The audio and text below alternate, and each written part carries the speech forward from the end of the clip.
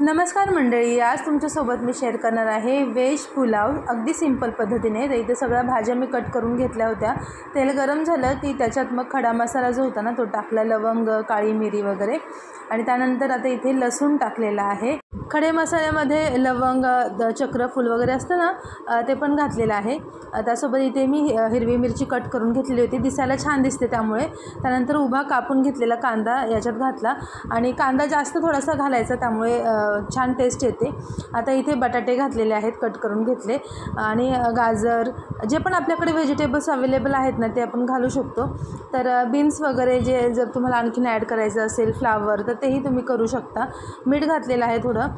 आता या सगळ्या भाज्या आपल्याला थोड्याशा वाफवून घ्यायच्या आहेत, कारण मग तांदूळ तर लवकर शिजतो, भाज्या शिजायला वेळ लागतो, म्हणून थोडंसं 50-60% आपल्याला याला शिजवून घ्यायचं आहे। आणि सिमला मिरची पटकन शिजते, त्यामुळे मी ती नंतर घातलेली आहे।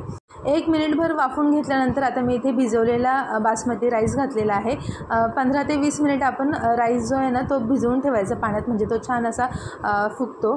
तर आता इथे थोडंसं परतून घेतल्यानंतर मी याच्यात गरम पाणी ॲड करते। इथे मी जास्तीचे मसाले, म्हणजे जे आपण लाल चटणी पावडर, हळद वगैरे असं काही घातले नाही, कारण मला व्हाईट असा तो व्हेज पुलाव करायचा होता, त्यामुळे।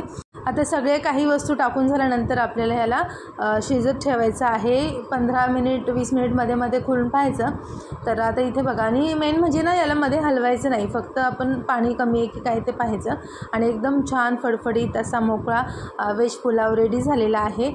इतर मसाले टाकून आपण करतोच, पण अशा पद्धतीने पण जर केला ना तर तोही खूप छान वाटतो, फॉर अ चेंज।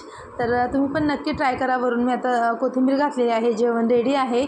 आज बघा जेवणामध्ये काय काय बनवलेलं आहे। पुन्हा आपण भेटूया पुढच्या व्हिडिओमध्ये। Bye bye.